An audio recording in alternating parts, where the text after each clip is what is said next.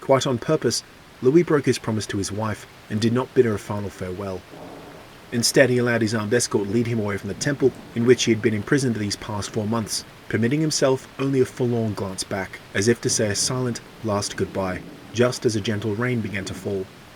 Awaiting him was a carriage to take him away to his place of execution. Inside, he was observed by eagle-eyed guards.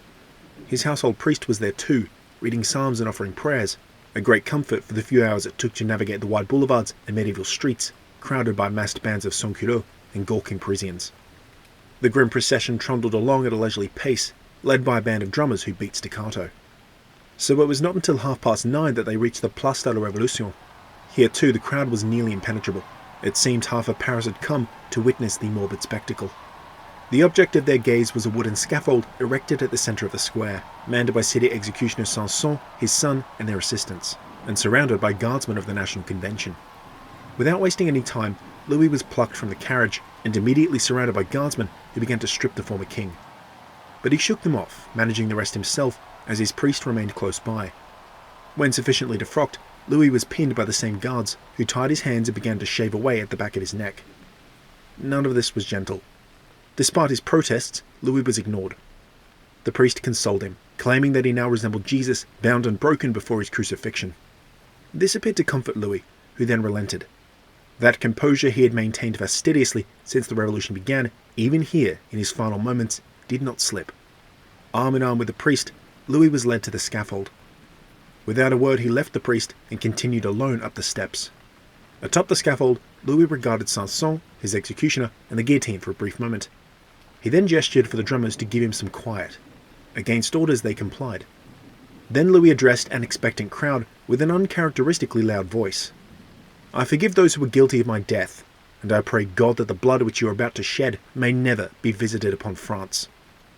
I only sanctioned upon compulsion the civil constitution of the clergy." He had more to say, but before he could finish, an officer hurriedly ordered the drummers to resume. The powers that be would deliver Louis this one final humiliation. But nonetheless, he went to his death stoically. He chose to die as a king. With practiced efficiency, the executioner's men forcibly manhandled Louis into place at the base of the guillotine. A moment of silence. The rope was pulled, the guillotine's mechanism released. The first strike failed to kill Louis. He let out an animal's cry of beleaguered pain. Sanson reset.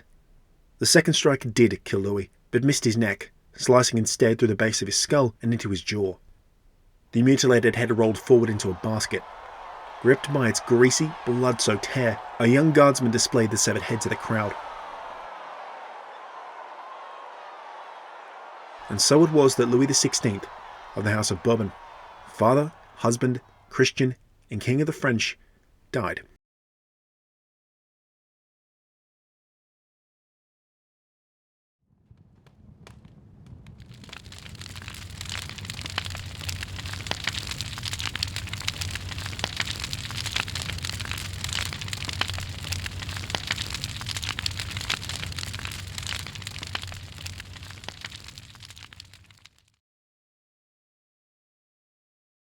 In the popular imagination, the French Revolution is certainly one of history's greatest dramas. An epic seared into the collective conscience as both triumph and tragedy.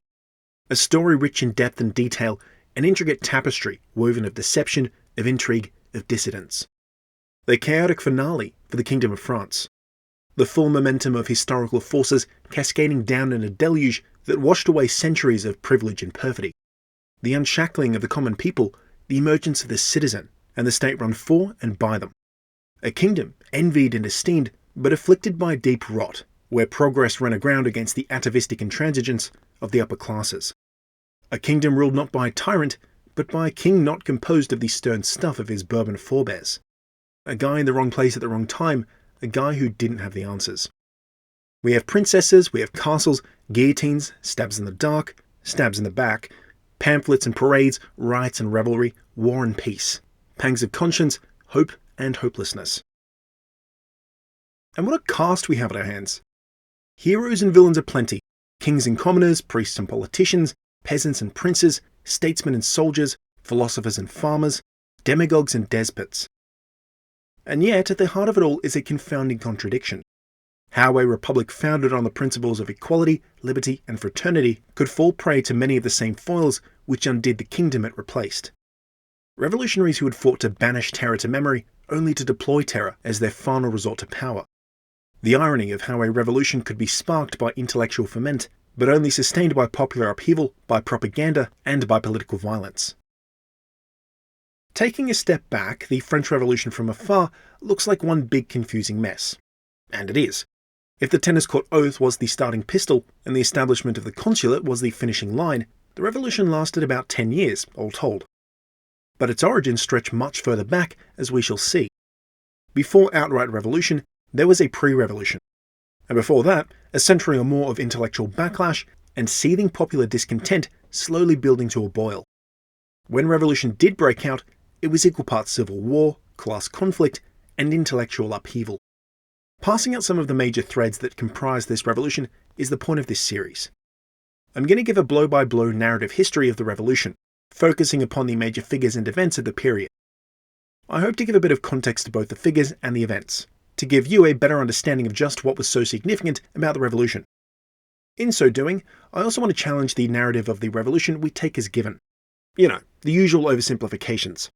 Myths about an irascible aristocracy, everyone corrupt, as reactionary as they were out of touch.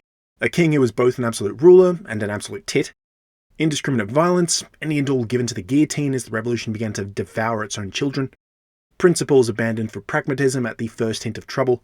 The tantalizing tale of liberty and democracy dashed, dealt a death blow by the rigours of war and a reign of terror. An ancien regime perhaps both unwilling and unable to adapt. And of course, an infamous incident wherein a certain queen made some comments about cake and letting the peasants have some. So in very broad strokes, here are the threads we'll be unravelling over a to-be-discovered period of time. In no particular order, we'll explore the Enlightenment as both its own separate movement and the immense influence it had on the revolution and its many avid readers.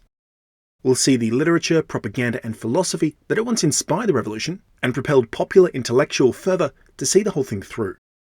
Secularization is a running theme, how the slow decline of Catholicism since the Protestant Reformation was accelerated by the Revolution, and how secular societies, disabused of religious dogma, benefit from a whole host of advantages, but also have to grapple with unique challenges.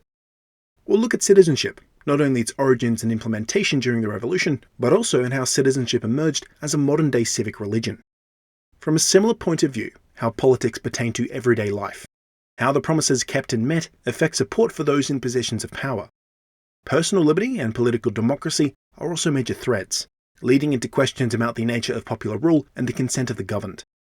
With a historical materialist bent, we'll explore class conflict, chiefly the emancipation of the French peasant and the French bourgeoisie. In a similar vein, how changing modes of production and material conditions affect the political economy. Finally, we'll look at the French Revolution as a catalyst for the introduction, both through force and through example, of our modern world. Our modern economic modes, justice system, political structures, anything and everything really, and how they are at once a repudiation of outmoded feudal systems and simultaneously direct inheritors of all their inequalities. And of course, there's a uniquely French aspect to all of this, to which I hope to do justice. Ultimately, I also want to give you a coherent theory of revolution, to convince you that a revolution occurs not merely on the margins. Not merely as the work of ideologically motivated vanguards, dejected intellectuals, or even the hungry poor. Revolution can align, but it can also divide, all the various signs and stratums of society, to give common cause to those who would otherwise have none, and produce a mass movement capable of effecting seismic social, political, and economic change. The point's this: that a revolution occurs in the gap between expectation and reality, where what is promised, what is theorized, what is expected, fails to materialize. How society, politics, and the economy are forced to respond to grand failures or contend with the potentially fatal consequences of inaction. But before we get to the good stuff, we return to the beginning, to the great big rigmarole that is French history. And to mark my arbitrary starting point, we'll begin with the Gauls, a Celtic people native to what would eventually become France.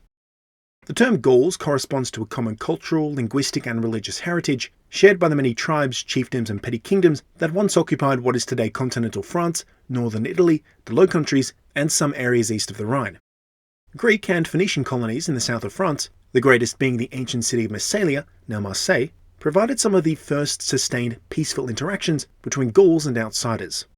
They were raiders, traders, farmers, and city builders. But one thing they were not is united. Like many ancient peoples, the Gauls spent most of their time on infighting, clan on clan, tribe on tribe. When they weren't hacking each other to bits, Gauls pillaged the cities and villages of neighbouring peoples. Most of the Gauls' early interactions with the Romans and other Italic peoples consisted of Gallic hosts several thousand strong raiding into the Italian peninsula out of Liguria and Venetia. But as the power of the Roman Republic grew, the Gauls were more often than not repelled. Centralised power in Rome outmatched the decentralised tribal Gallic model, and pretty soon even Gaul itself was under direct threat from the rising Republic. Numerous tribal confederations attempted to eject the Romans, but by the 3rd century BC, it was clear that they were mostly here to stay. Pretty soon the Gauls themselves were ejected from the fertile Cisalpine region. Even an alliance with Hannibal failed to check the Romans. By the 1st century BC, Gaul was isolated and disunited, facing down an expansionist superpower. Instead of fighting the Romans, many southern Gallic peoples became their tributaries, offering gold, slaves and soldiers in exchange for protection. And that's basically where Caesar comes in. To make a long and very interesting story short and boring, Caesar led a sustained campaign of plunder and genocide against the Gauls, ostensibly on the pretext of helping Rome's Gallic allies, but truth be it was all in service of his own political ambitions and need for loot to repay massive debts. Resistance was strong, however. Led by troubled King Vercingetorix, the Gauls defeated Caesar multiple times and frustrated his expeditions into Britain and Germany. After a hard, literally sometimes uphill slog, Vercingetorix was defeated and Gaul annexed by the Republic. By modern estimates, perhaps 1 million Gauls were killed during Caesar's decade-long campaign, resulting in huge demographic changes in Gaul. As a Roman province, these demographic changes resulted in a weakening of Gallic identity in favour of a more cosmopolitan Roman one. There were outliers, of course, but pretty generally a new culture began to flourish, Gallo-Roman. For the remainder of the lifetime of the Republic and then the Empire, Roman Gaul was variously invaded, made independent, or left to its own devices. It was a very mixed bag. Ties to Rome were cut permanently after the collapse of the Empire, leaving Roman Gaul to drift off on its own into a new Dark Age. It's here that a group of German tribes, collectively known as the Franks, began to assert their power and influence. They had settled Gallic lands around modern-day Belgium and Picardy, but only with the departure of the Romans could they begin to flex their muscle. Clovis I, king of the Franks, began an expansionistic war for the territory of Gaul, defeating the invasive Goths and subjugating the native Gallic tribes and integrating the remnant Romans. Upon his conversion to Catholicism, Clovis found the Gallo-Romans to be good and loyal subjects, cementing his Frankish kingdom. Thus began the Merovingian dynasty, which laid down the first post-Roman legal system and style of central government, arguably beginning France as an entity. And yes, Franks and France is no coincidence. France was a nativized pronunciation widely adopted later on. Upon the death of Clovis, the Frankish kingdom, encompassing all of modern-day continental France, was subdivided between his sons. The Merovingian kingdom persisted in this form for a few centuries, culminating in the defeat of an invading Iberian Caliphate army at Tours in 732. The son of the victor of this battle, Pepin Martel, leveraged his father's legacy to displace the Merovingians and begin his own family dynasty, the Carolingian dynasty. With a solid start under Pepin I, his sons, Charlemagne and Carloman, took the kingdom to new and unfathomable heights. Like the Merovingians before them, the Carolingians subdivided land between sons. Carloman took the eastern half of what is modern-day France, but failed to really accrue power, unlike his elder brother, who absolutely did. Carloman was to die of a conveniently timed all-natural death, leaving Charlemagne to inherit his lands and titles. Under the reign of Charlemagne, Francia grew in every metric. Culturally, economically, militarily, politically, territorially. This was the beginning of the so-called Carolingian Renaissance, which kept kindled the flame of classical scholarship and advanced much of Europe's literary, scientific, and religious tradition. It was also under Charlemagne that Catholicism really took root in Francia. The relationship between Rome and Paris was quite strong, and Charlemagne eventually crowned himself as Emperor of the Romans as a direct continuation of the long-defunct Roman Empire. Much to future French dismay, this began the convoluted cacophony that was the Holy Roman Empire, with Charlemagne as its first figurehead emperor. Despite having reached incredible heights, the Frankish kingdom was doomed to die with Charlemagne. His sons took thirds of the kingdom as per the Treaty of Verdun. Charles took Francia proper, modern France. His younger brother Louis took Germany, and Lothair took the middle bit between the two, a kingdom straddling the Rhine from Holland through Burgundy and down to southern France. This was the beginning of the distinction between Germany and France, and the birth of a concept of a distinct Kingdom of France, which had a geographical and cultural extent corresponding to our modern-day concept of France. And though long gone, Lotharingia, Lothair's kingdom, was an equally rigid concept for many centuries until its division between the Holy Roman Empire and France. Upon Charles' succession, Francia was still fairly Gallo-Roman, but gradually Frankish culture and linguistic influence was gaining the upper hand, intermingling with existing cultures to create a proto-French superculture. Charlie the Bald at the helm, Francia fought off, or bought off, many a Viking invasion. In fact, that's pretty much all anyone remembers about Baldy, how incessant the Viking raids were and how much it cost the kingdom. Things came to a head with a colossal Viking siege of Paris that was only ended by the quick thinking of Count Odo.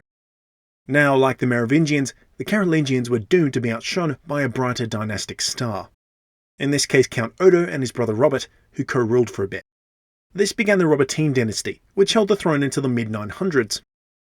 It was the Robertine King Charles the Simple who sold Normandy to the Viking Lord Rollo, who converted to Christianity and founded the Norman dynasty, the same dynasty which was one day to rule England. I'm sure that won't cause future problems for France. In the meantime, the Robertines didn't last long. They gave way to a sub-branch of their own dynasty, the Capetians.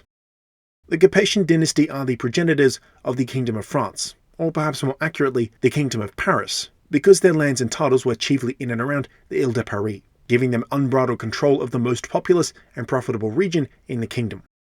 The Capetians displaced the lingering Carolingians in the Ile de Paris, then leveraging their power to put Hugh Capet on the throne in 940, after he was voted in by the Dukes of the realm. Already, you might see a trend. Powerful vassals outmatching and eventually supplanting the ruling dynasty.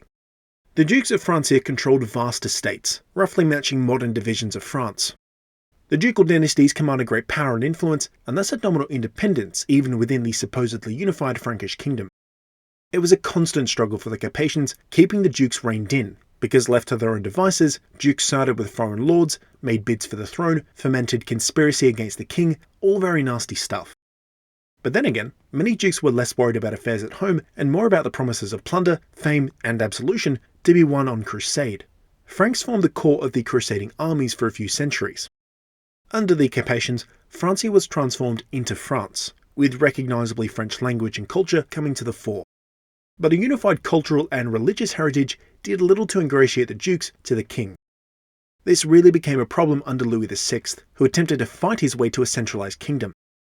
He failed, but his son got away with it largely because he was a pretty pious bloke, and inherited not only a strong claim from his late dad, but also a talented pool of advisors and counsellors, who steadily integrated some of the weaker dukes and counts. Integration of wayward vassals and expansion within the kingdom was the preoccupation of the Capetians for the next century and a half, culminating in the reign of Philip II, who cemented the power of the dynasty further by adding the prosperous duchies of Normandy and Anjou to the royal domains. Still, the Counts of Toulouse refused to submit, leading to a prolonged inter-kingdom brawl. Intermarriage between Norman England and France occurred around this time. They fought each other, married to end the wars, and then went to war because of disagreements over territorial claims, or who could shag who. Very confusing. Suffice it to say that this was how England and France became frenemies, in one of Europe's most important political rivalries. It's also worth mentioning that this is the beginning of the de Valois royal dynasty, a direct continuation of the Capetian royal line, just restyled after the ancestral title of the main Capetian bloodline, like von Habsburg or of Windsor. A few more crusades passed, and the French were finally delivered a reform-minded king who sought to mend the rifts between the lords with piety and just governance. Louis IX de Valois was a solid king and continued his dynastic prerogative of integration and centralisation. It wasn't all roses though. There were numerous noble revolts, heresies, 2 failed crusades, and a hard-won war with Henry III of England. But overall Louis IX did well enough to be sainted in fact. Louis established much of the office of the king as it would be in the time of the Revolution, with a Conseil de Roi, or royal council, headed by leading ministers, and a system of courts called Parlement, which registered laws enacted by the king. This style of rulership was continued by successive Valois kings, giving rise to the Ancien Regime, the Old Rule. The Ancien Regime denotes a uniquely French feudal order, characterized by a few things. Firstly, a heavily centralized administration constantly trying to invest more power in the king. Secondly, strong and semi-independent dukes who commanded a great deal of power and influence. Thirdly, good relations with the Roman Catholic Church, and state-sponsored Catholicism in the form of the Gallic Church or the French Church, with this Gallic Church almost entirely independent and free from taxation. And fourth, a feudal order which kept the peasantry engaged as serfs, working the land, heavily taxed in times of peace and levied in times of war. And we might add another thing too, war with England, that great original French passion. Though they fought amongst themselves, the French dukes did rally by the king to fight the English whenever needed. Of course, being that England was ruled by a French family, the French laid claim to England, just as the English laid claim to half of France. To complicate matters, the English controlled lands in Normandy, Gascony, Picardy, Flanders, and Maine. Disputes over rightful claims and dynastic successions erupted into a major war in 1328. War raging, Europe was struck by the Black Death. The Great Leveller, perhaps as much as a third of Europe's population, would die in only a few years, serf and lord alike. France was among the worst hit. Because literally half the population died, there was not enough of a labour force to work the land and produce food, leading to widespread famine. For the peasantry, the abject poverty and deprivation caused by famine awoke a desire to redress the balance between themselves and the nobility. This resulted in a series of bloody civil wars, peasant uprisings, and mass revolts, not to mention many military setbacks against the English. All in all, the 14th century was a pretty miserable one to be French. It was not until the 15th century and the brief but bright career of Joan of Arc that French fortunes reversed. They began gradually clawing back land occupied by the Plantagenets of England, cementing Capetian influence as they went. This was the birth of a latent French identity in the popular consciousness, outside of rhetorical concepts of West Francia and the Kingdom of the French, common amongst the nobility. For the common peasants of France, a seed was planted that would in time grow into full-blown French national identity. The kingdom began to prosper after the 100 Years' War ended in 1453. The death of a Valois relative, Charles the Bold, Duke of Burgundy, in 1477 allowed France to inherit large swaths of territory in land that had once been the Kingdom of Lotharingia.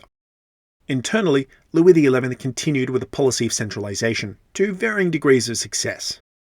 Uppity dukes were a consistent thorn in his side and were only put down with armed confrontation. The kingdom was still functionally several smaller states, only nominally under the royal thumb. Nonetheless, the entrenched dukes were being brought to yield.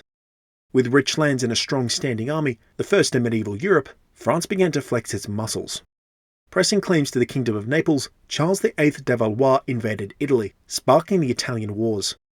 This brought the kingdom into direct conflict with the Kingdom of Spain and the Habsburg Archduchy of Austria.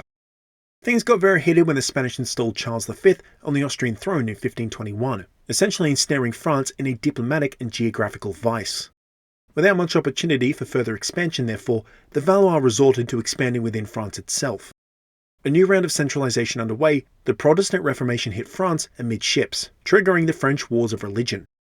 It's a bit of a complicated history, but to keep it simple, the Protestant Huguenots and the dominant French Catholics were at each other's throats over dogmatic differences, resulting in many a revolt, assassination, burning at the stake, and plenty of massacres.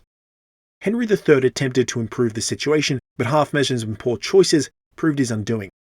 He was assassinated without an heir in 1589, extinguishing the de Valois dynasty, and making way for the senior surviving Capetian line, the de Bourbon, to ascend. So it was into this jumbled mess of sectarian violence and social upheaval that the first Bourbon king, Henry IV, took power. Between wars with Austria and Spain, it was a tricky business pacifying France. But pacify he did with his most enduring act, the Edict of Nantes, officially codifying Catholicism as the state religion of France, but allowing for toleration for non-Catholic Christians within the kingdom. He also reduced taxes on the peasantry and engaged in the development of rural and urban infrastructure, for which he was popularly remembered as Good King Henry. His support for Protestantism extended beyond French borders. He sent money to help Protestants in neighbouring states. This last bit of politicking saw him make some powerful religious enemies in France, and he was assassinated. His son, Louis XIII, succeeded him in 1610, and established himself as a king of not inconsiderable talent. Guided by such capable advisors as the infamous Cardinal Richelieu, Louis's reign saw the systematic reduction of noble privileges and prerogatives, resulting in their revolt and subsequent pacification during the Wars of the Fronde. This was done largely through the destruction of their feudal levies and castles in a series of bloody revolts and crackdowns. A new concept was being adopted by the more powerful monarchs of Europe during the 17th century, the concept of absolutism. The sovereign was a power unto themselves, and only by their personal and benign rule could a kingdom be sustained. Imbued with this right by God, and supported by a strong standing army and robust administration, absolute rulers proved highly effective throughout the 17th century. Among the Bourbons, Louis XIII was the first, and effectively curtailed many of the privileges of the nobility and clergy, bringing them to heel. Louis XIV was crowned king in 1643 after his father's death, and was to rule continuously for another 72 years. Cast in his father's mould, he undertook a decades-long campaign of centralization, jealously coveting power. France's military was expanded and modernized, new territories were conquered or colonized, and the economy and arts prospered. Despite some wartime setbacks and the revocation of the Edict of Nantes, the Sun King established himself as the preeminent European absolutist monarch. For much of this decades-long rule, the Kingdom of France was Europe's most dominant military and diplomatic force. Honestly, Louis XIV deserves his own show. He had an incredibly interesting life. Unfortunately, his successor was not so talented, and gave away much of the authority hard-earned by his father and grandfather. Louis XV, known as Bon Ami or Good Friend, presided over 6 decades of decline in French power. We'll look at this in more detail later on, but for now, the alliance structure that ensured European peace in the aftermath of the War of Austrian Succession was upturned in what is called the Diplomatic Revolution, itself just the most recent and most dramatic rejiggering of alliances dubbed the Stately Quadrille. For France, the changes meant reconciliation with long-term rival Austria at 1757's Treaty of Versailles, and mutual cooperation throughout the 7 Years' War. It would require a great philosopher and historian to explain the causes of the famous 7 Years' War. France was in a coalition with Austria against Prussia, who occupied Silesia, but France was also at war with Britain, Prussia's ally, and the British were punching below the belt, overrunning France's expansive colonial possessions in a separate but parallel war called the French and Indian War. On the continent, France was engaged in the Low Countries and Germany with the Brits and the Prussians, and paid 12 million livres a year in subsidies to the Austrians. And of course, the loss of the colony severely hampered French income.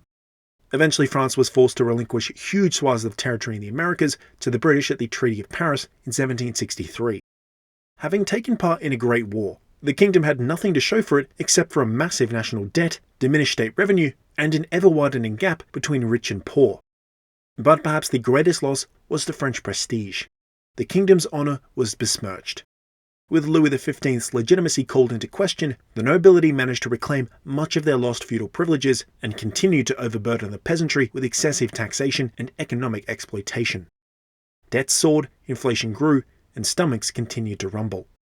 Some gains were made, notably the conquest of land in what is today Belgium and Alsace-Lorraine, and the purchasing of the island of Corsica. But these gains did not offset the colossal inequities that had so thoroughly stratified French society, nor did they balance against an economy that was stagnating under regressive taxation, mercantilist tariffs, and a lack of early modern industrialization.